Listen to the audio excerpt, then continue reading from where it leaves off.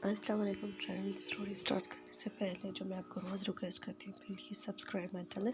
Subscribe के बाद आपको वीडियो अच्छी लगे तो लाइक कर लीजिएगा, और अगर और अच्छी लगे तो अपने फ्रेंड्स के साथ शेयर कर लीजिएगा। अब हम चलते हैं अपनी स्टोरी की जानिब, जुनून इश्क पार्ट नंबर 42।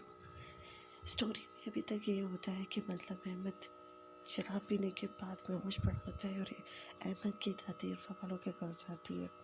आधे घंटे में वो उस इवेंट में पहुंच जाती है। उधर इरफा रूम में बैठी खाना खा रही होती है। उसकी फ्रेंड उससे बोलती है कि क्या हुआ था, तुम बात कर रही थी, उसके बाद तुम्हारा तो मूड ही ऑफ हो गया है। क्योंकि उसके बाद इरफा ज्वेलरी उतार के रखने वाली होती है और उसकी अम्मी पहुंच जाती है और कहती है कि बेटा ऐसा नहीं करती, ज्वेलरी तो जो तुमने पहन के रखी है वो तुम निकाल नहीं सकती। इतने में दरवाजे पे बेल होती है और जब दरवाजे खोलने इरफा की बुआ जाती है तो वो देखती है कि अहमद की दादी आई है कुछ चीज़ें लेकर। तो आप कौन है मैम? मैं आपको पहचानी नहीं। वो मैं अहमद की दादी। अच्छा आप ही, आइए आइए। वो अपने मुलाजमीन के साथ कुछ चीज़ें लाती है और इन सारी चीज़ों की क्या ज़रूरत है मैम? ज़रूरत तो थी ना, क्योंकि शादी तो कैसे हो रही है आपको पता ही है, तो पहले ये चीज़ें रखवा लेते हैं। अहमद की दादी बोलती हैं कि पहले ये चीज़ें रखवा लेते, पर ये बताएं कि इरफा बेटा कहाँ है, मुझे उससे मिलना है। इरफा तो रूम में और खाना खा रही है। आप खाना खाएंगी? नहीं नहीं, पहले इरफा से मिल ले फिर खाना खा लेंगे। इरफा से मिलने के लिए उसकी जो सास होती है, मतलब उसकी सास और दादी जो होती है अहमद की, कमरे में आ जाती है और फिर इरफा खाना खा रही होती है उस वक्त, तो इरफा खाना रख देती है। फिर अच्छा आप आइए, तबीयत सही है? हाँ मैं बेटा बिल्कुल ठीक हूँ। अच्छा आप थोड़ा बाहर जाओगे बेटा, मुझे ना इरफा से कुछ ज़रूरी बात करनी है। क्या बात करनी है वैसे? फ़राज तुम बाहर जाओ प्लीज़। चाची ससुराल वाले दिन हो गए तो हमें ही भूल गए, ऐसी कोई बात नहीं है। फ़राज मैं तुमसे बाद में बात कर लूँगी। ठीक है मैं जा रही हूँ, इतनी कोई तकल्लुफ़ की कोई ज़रूरत नहीं है। वो बेचारी चली जाती है और फिर बताओ बेटा इरफा सब ठीक है? हाँ दादी सब ठीक है। इतने में इरफा की अम्मी आ जाती है चाय वगैरह लेकर। पहले आप चाय तो पी लें। नहीं वो तो सब बाद में बातें होंगी, पहले तो फर्स्ट उसकी तबीयत और हाल चाल तो पूछ लूँ। उधर फराब ये सोच रही होती है कि ऐसी क्या बात हो सकती है, या फिर ऐसी कौन सी चीज़ हो सकती है जो इरफा की जो दादी सास है हमें नहीं दिखाना चाह रही थी। ऐसी क्या बात हो सकती है? वो ये सब सोच ही रही होती है कि इरफा को अहमद की दादी बोलती है, बेटा मैं बहुत शर्मिंदा हूँ जो कुछ हुआ। दादी आपको शर्मिंदा होने की कोई ज़रूरत नहीं है, लेकिन बेटा आपको तो हमने एक चीज़ बताई थी ना, फिर आपको तो याद रखनी थी ना। हाँ दादी, लेकिन अब क्या ही किया जा सकता है बेटा, बहुत सारी चीज़ें हैं जो आपको नहीं पता और वो आपको जानने के लिए बहुत ज़रूरी है। इधर अरफा बहुत इत्मीनान से सुन ही रही थी कि इरफा की अम्मी आ जाती है कि आप आए बाहर मेहमानों से मिले। और अहमद की दादी वो बात नहीं बता पाती जिस बात बताने के लिए वो आती है। खैर इवेंट होता है, सब लोग बाद में घर चले जाते हैं। अहमद की दादी भी आधा घंटा बैठ कर फिर घर चली जाती है। उधर अहमद का अब्बू अहमद को कॉल किया जा रहा होता है तो नौकर कॉल पिक करता है कि अहमद बाबा की तबीयत सही नहीं है और दादी इवेंट में गई हुई है। तो अहमद के अब्बू को ये बात अच्छी नहीं लगती है, यहाँ बेटी की तबीयत सही नहीं और अम्मी पता नहीं कहाँ चली गई हैं। चलो मैं घर आके बात करता हूँ, कल मैं आ रहा हूँ, बता दीजिएगा अगर आए हैं। ठीक है। ऐसे नौकर कॉल बंद कर देता है। उसके बाद इरफा सारी रात ये सोच में नहीं सो पाती कि ऐसी क्या बात हो सकती है। इरफा की अम्मी बोलती है इरफा को कि बेटा तुम्हारी जो दादी सास आते हैं उन्होंने कहा था कि कल बस रुखसती कर दीजिएगा और कोई इवेंट करने की ज़रूरत नहीं है। अम्मी ठीक है, पर बेटा और तो इवेंट्स थे ना हमारे। पर चलो कोई बात नहीं है, और इवेंट्स फराह की शादी में कर लेंगे। बेटा इकलौते बेटे तो आप थे ना हमारी, अब फराह की शादी में तो सारी रस्में होंगी, पर आपकी शादी में क्यों नहीं? आपके ख़ानदान वाले बहुत अजीब लोग हैं, हमें समझ में नहीं आते। इरफा वहाँ दिल में यही सोच रही होती है कि दादी समझ गई है और दादी मजीद कोई पखेड़ा नहीं चाहती। बेटा तुम अभी नींद सो जाओ, हम कल जल्दी तैयार हो जा, तुम्हारी रुखसती है कल। उसकी बुआ जब सुनती है, फराह की बुआ, अरे भाभी इतना सब जल्दी, हाँ क्या किया जा सकता है। इरफा तो एक हफ्ते के लिए यहाँ पे आई थी ना, अभी 4 दिन में वापस जा रही है, जो सही लगे सबको वही होगा। खैर बेटा तुम ना कल सही टाइम पे तैयार हो जाना, तुम्हारी रुखसती कल शाम 4 बजे है। इतनी जल्दी भाभी, कोई रस्म वस्म होगी कि नहीं? नहीं कोई इस रस्म वस्म नहीं होगी, सब सादगी से हो जाएगा और फिर हम वलीमा करेंगे। वलीमे में तो एक तो ड्रेस दिखती है ना यहाँ पे, वो भी सब पूछना पड़ेगा, वरना ऐसा ना हो कि हमने कुछ और सोचा उन लोगों ने कुछ और सोचा। इधर जब आधी रात के बाद जब अहमद हो जाता है तो वो चीज़ें तोड़ना शुरू कर देता है फिर से, और दादी को ढूंढ रहा होता है। क्या हुआ बेटा? कुछ नहीं दादी, आप कहाँ गई थी? हाँ बेटा मैं इरफा के घर गई थी। इरफा कैसी थी? सब ठीक थे ना? हाँ बेटा सब ठीक थे। इरफा कब तक घर वापस आएगी? बेटा मैंने उन लोगों से कह दिया कि कोई रेंट करने की ज़रूरत नहीं है, हमें तो बस जल्द से जल्द हमारी बहू दी। उन लोगों ने क्या किया? हाँ उन लोगों ने हाँ कर दिया है और वो कल रुखसती करेंगे। तो दादी कंफर्म है ना? हाँ बेटा सब कुछ कंफर्म है, तुम्हें इतना परेशान होने की ज़रूरत नहीं है। थैंक यू सो मच दादी, आपको पता है मैं कितना हार्ड फील कर रहा था, कितना बुरा फील कर रहा था इरफा के बगैर। अब ऐसा फील नहीं होगा, अब जाए और आराम से सो जाए। अब तो मुझे एक्साइटमेंट के बारे में नींद नहीं आएगी। और मैंने कमरा तो बर्बाद कर दिया था ना दादी।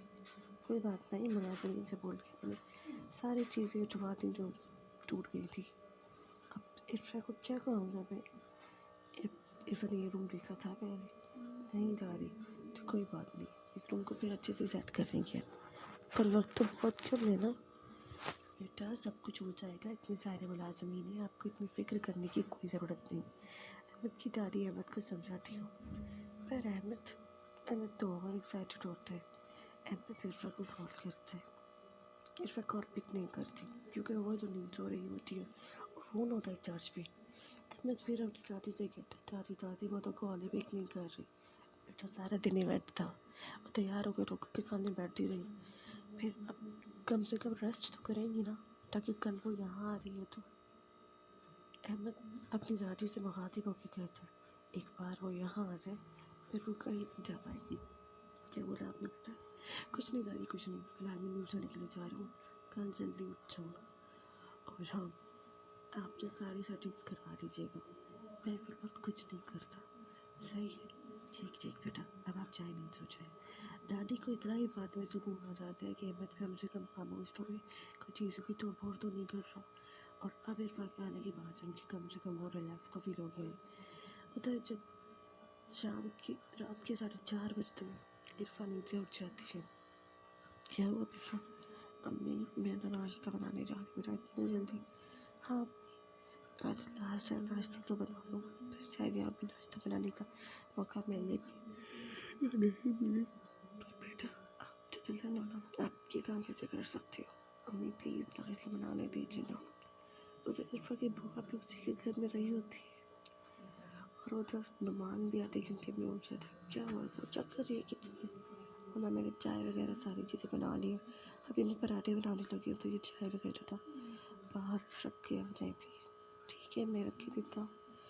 उधर रहमत 7 बजे नींद से उठते समय थे अपने दोस्त को कॉल करते हैं और तैयार होके अपने फ्रेंड्स के साथ बाहर चला जाता है। अहमद की दादी जब नींद से उठती है तो मुलाजिमीन को कहती है कि आप ना सारे घर को अच्छे से सारी सफाई कर दीजिए, और फिर डेकोरेशन वालों को भी कॉल कर देती है। और हाँ सारा रूम सेट करके आइएगा, ठीक है? बाद में आके मैं चेक करूँगी कि रूम कैसा है। तब तक तो अहमद के पापा भी आ जाते हैं। क्या हुआ था हमें कल? कुछ नहीं बेटा, तूफ़ान आ रहा था, हमने तूफ़ान को संभाल लिया। मतलब अहमद की तबीयत फिर से ख़राब हुई थी। हाँ उसे फिर से चलो कोई बात नहीं। अहमद के अब्बू को बहुत गुस्सा आ रहा होता है, इसे प्यार और लाड की नहीं मार की ज़रूरत है। बचपन से लेकर आज तक आपने ऐसा ही किया है, ठीक हुआ अहमद? उल्टा और बिगड़ गया। अब जब वो ठीक होना चाहता है ना, हमें उसको साथ देना चाहिए। पता नहीं उस बच्चे को क्या होगा, उसको तो सच भी नहीं पता ना, नहीं पता उसे। सब ठीक चल रहा होता है। अहमद बहुत खुश होता है। उसका फ्रेंड उसे कहता है चल पहले ना हम चलते हैं स्पा, वहाँ पे अपना अच्छे से ट्रीटमेंट करवा, ठीक है, और फिर आज का पूरा दिन तू अपनी डेटिंग पेंटिंग करवा। क्यों इरफान मुझे ऐसे पसंद नहीं कर सकती? अरे यार आज का दिन तो स्पेशल है ना, तैयार होना तो तेरा बनता है, लड़कियों से भी ज़्यादा तैयार। हाँ कम से कम दूल्हे हो तो दूल्हे की जैसे तो होना है। मतलब अरे मतलब छोड़ो, जो कह रहा हूँ ना वो करो। ठीक है भाई, इतना गुस्सा होने की क्या ज़रूरत है? अरे मैं कहाँ गुस्सा कर रहा हूँ। उधर जब सुबह के 10 बजते हैं सबका नाश्ता वगैरह हो चुका होता है, इतने में इरफा की फ्रेंड फरा भी पहुँच जाती है। जल्द से जल्द ना इरफा को तुम पार्लर, नहीं अम्मी पार्लर नहीं जाना मुझे, तो बेटा कोई बात नहीं, इसको ये ड्रेस दिखाओ और ये ड्रेस चेंज करवाओ इसका 10 बजे। हाँ क्योंकि उन लोगों ने अभी मैं कॉल करके कहा था कि रुखसती 12 बजे करते। इरफा को बहुत अजीब लग रहा होता है, पहले 5 गए थे 12 बोल रहे हैं, हो क्या रहा है ये? अरे जो भी हो रहा है ना अच्छा हो रहा है। जब 11 बजते हैं तो अहमद की दादी अहमद को कॉल करके बोलती है कि बेटा आपने टाइम फाइनल कर दिया है, अब 5 बजे नहीं 11 बजे। उधर तो अहमद बेचारे बच्चों से बिजली के साथ, पर दादी मैं तो रेडी भी नहीं हूँ। कोई बात नहीं बेटा, आपको कितना ही रेडी होना हो, आधे घंटे में हो जाओगे। उस बेचारे ने तो अपॉइंट तक ले ली थी अपॉइंटमेंट कि वहाँ अच्छे से तैयार होगा, लेकिन दादी ने तो सारी गेम ही बदल दी थी। अब अहमद को जल्द से जल्द घर पहुँचना था। क्या हुआ यार, बस यार घर पहुँचना है, आधे घंटे में इरफा के रुक सकती है और 15 मिनट में इरफा के घर पहुँचना है। OMG, वो बेचारा अपने फ्रेंड को कहता है कि तू इंजॉय कर ले, यहाँ पे मैं जा रहा हूँ। बेचारा बोलिंग तो करवाता है लेकिन इंजॉय कर ही नहीं पाता। उसके बाद वो जब घर जा रहा होता है तो उसके दिल में बहुत सारी अच्छी अच्छी बातें आ रही होती है कि क्या क्या वो सोच रहा होता है बेचारा। और उसे इरफा तैयार भी हो रही होती है और अपनी फ्रेंड को बोल रही होती है यार सब इतनी जल्दी मुझे वहाँ पहुँचना है, मुझे तो बड़ा ही डर लग रहा है। यार क्यों डर लग रहा है तुझे उससे? अच्छा मेरी जगह तू होती तो तुझे पता चलता। अभी तो सच है कि तुम अपनी जगह पे हो, मैं तुम्हारी जगह पे ना हूँ और ना हो सकती हूँ, ठीक है। उधर 11:30 बजते और वहाँ पे इरफा की दादी वाले अपने कुछ लोगों के साथ, कुछ रिश्तेदारों के साथ आ पहुँचते हैं। प्रॉपर वाला तो कोई सीन ही नहीं होगा। उधर इरफा की पूरी फैमिली वाले तक नहीं पहुँचे हुए होते, सिर्फ इरफा की बुआ होती हैं और इरफा की अम्मी वाले, बस और कोई भी नहीं होता। और वो इरफा को अपने साथ ले जा रहे होते हैं। उस वक्त अहमद इरफा के साथ होता है और वो फ़ौरन उसका हाथ पकड़ लेता है और वो भी सबके सामने, सब उसे देख रहे होते हैं।